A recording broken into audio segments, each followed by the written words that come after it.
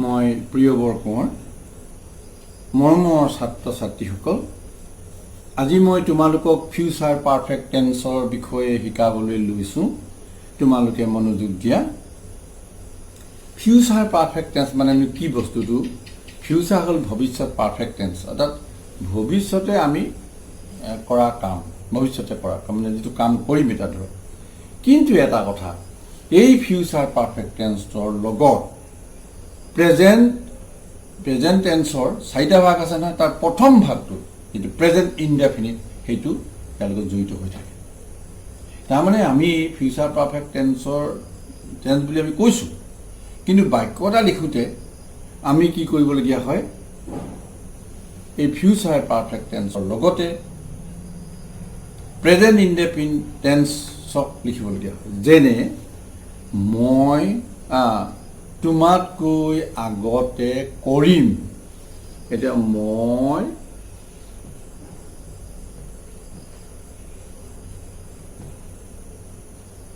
তোমাতকৈ আগতে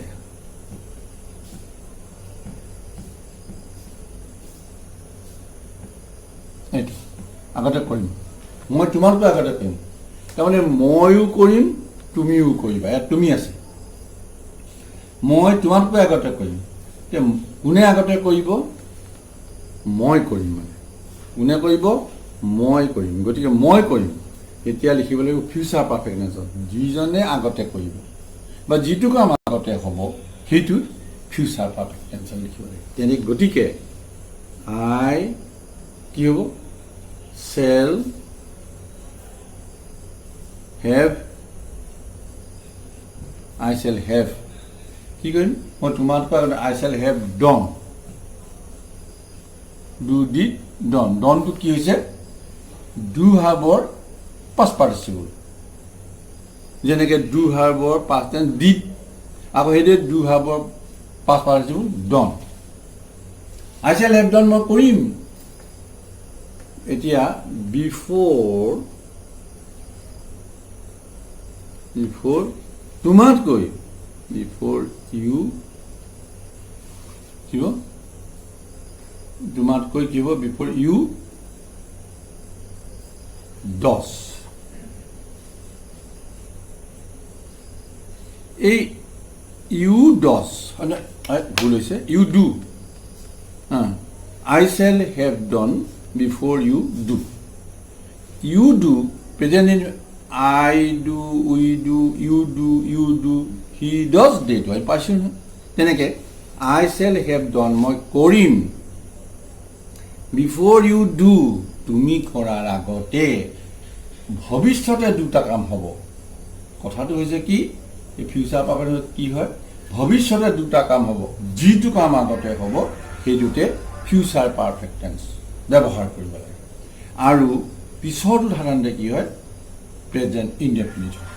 গতিকে I shall have done before you do মানে আই চেল হেভ ডন মই কৰিম বিফৰ ইউ ডু মানে তেনেকুৱাকৈ আমি আন এটা বাক্য লওঁ আই চেল হেভ ইট ভাৰ্বৰ পাষ্ট পাৰ্টিচিপল হ'ল ইটেন ইটেন ইট ভাৰ্বৰ পাষ্ট ইটেন হ'ল ইটেন গতিকে আই চেল হেভ ইটেন মই খাম I shall have eaten before you বোলে eat before you eat I shall have eaten মই খাম before you eat তুমি খোৱাৰ আগতে মই একাহী ভাত খাম তোমাতকৈ আগতে মই একাহী মানে I shall have eaten মন কৰিবা a plate of rice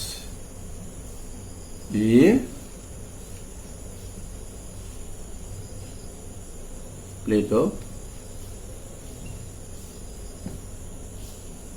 rice. I said, have eaten a plate of rice before you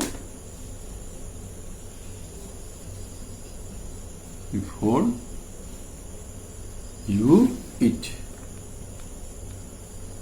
দেখিলেনে এতিয়া কথাটো ইউ ইট হৈছে প্ৰেজেন্ট ইনডেফিনিট কিন্তু I shall have eaten মই খাম I shall have eaten a plate of rice একাহী ভাত বা এক plate ভাত এক প্লেট ৰাইচ খাম তোমাতকৈ আগতে খাম before you eat I shall have eaten a plate of rice before you eat তোমাতকৈ আগতে মই একাহী ভাত খাম কেনেকুৱা কথা এতিয়া আমি দেখিলো যে মই তোমাতকৈ আগতে কৰিম মই আগতে কৰিম গতিকে মইটোত কি হ'ব মই আগতে কৰিম গতিকে সেইটো ফিউচাৰ পাৰফেক্ট টেন্স লিখিব লাগিব I shall have eaten লিখিলো a plate of rice একাহী ভাত before you eat তুমি খোৱাৰ আগতে মই একাহী ভাত খাম হেতু মানে তেনেকুৱা ধৰণৰ এতিয়া কৰিম বুলি ক'লে কথাটো আকৌ হেতু I shall have done before you do এনে ক'ব লাগিব jo আগতে মই শিকালো তোমাক এতিয়া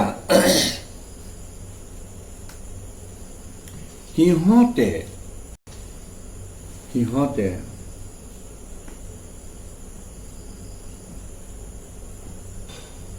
তোমাতকৈ আগতে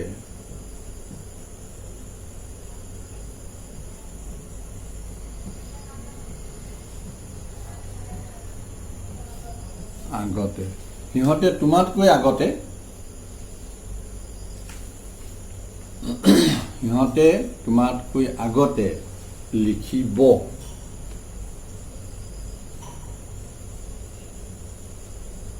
কি কৰিব লিখিব কোনে আগতে সিহঁতে তোমাতকৈ আগতে লিখিব কোনে আগতে লিখিব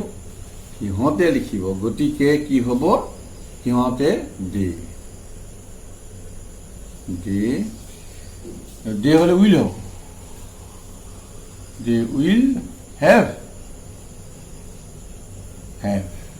কি কৰিব লিখিব they will have written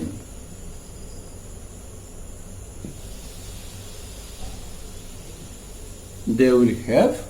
written before they will have written সিহঁতে লিখিব before তোমাতকৈ before you write